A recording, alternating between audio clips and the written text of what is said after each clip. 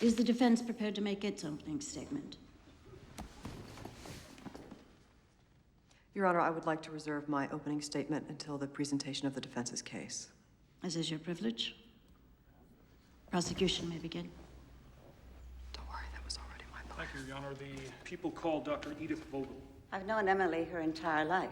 I took care of all of the Rose girls. Can you describe Emily as you knew her growing up?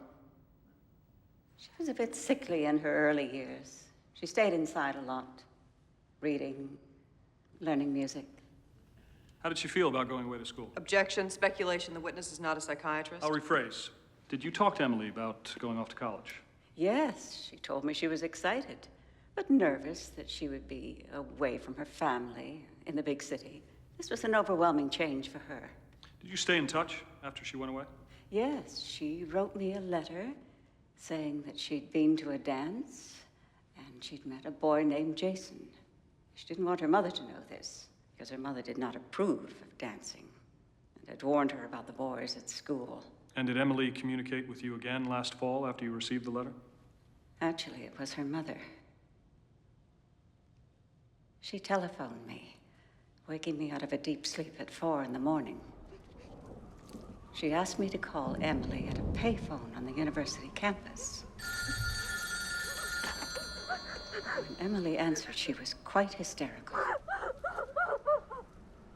At first, she just sobbed uncontrollably. But eventually, she calmed down enough to tell me what had happened.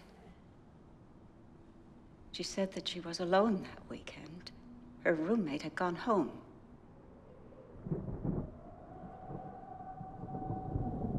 She had awakened and thought she smelled something burning.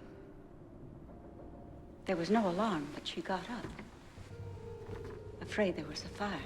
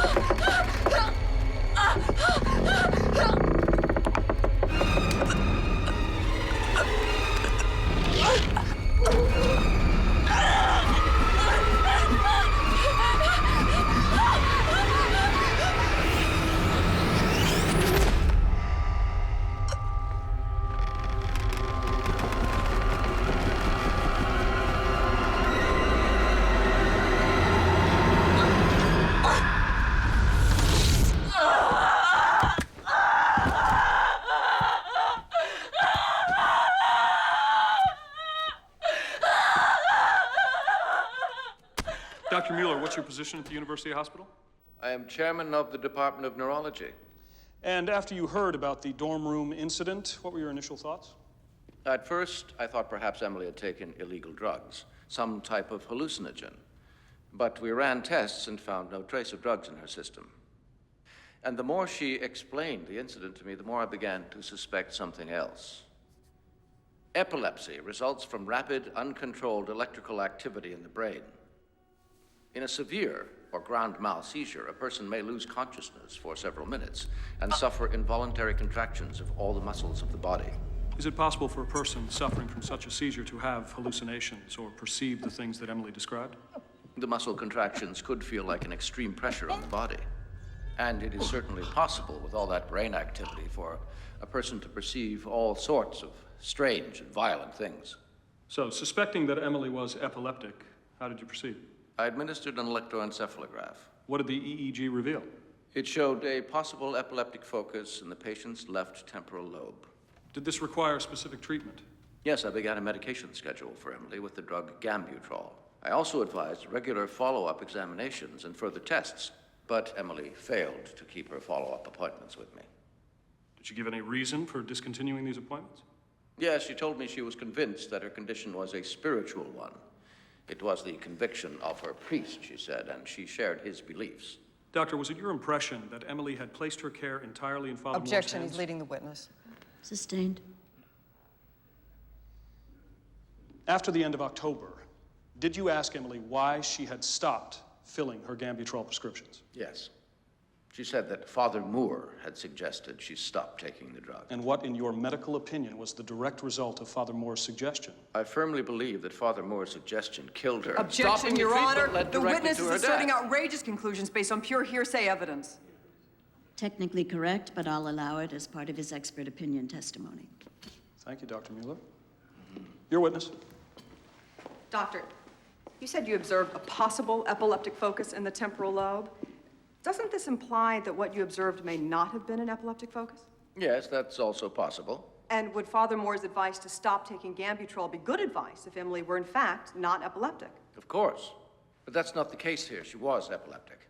Really? When Emily saw objects move on their own and felt an invisible presence on top of her, was she experiencing symptoms typical of epilepsy? Not typical, no. Are they typical indications of any other condition, say, for example, psychosis? Yes, I would say that's correct. But isn't psychosis an entirely different medical condition from epilepsy? Yes, in my So, experience, doctor, aren't it you is. selectively choosing what parts of Emily's experiences fit your epilepsy diagnosis while simply ignoring those which might indicate something else? Objection, Your Honor. Argumentative. Withdrawn. No further questions.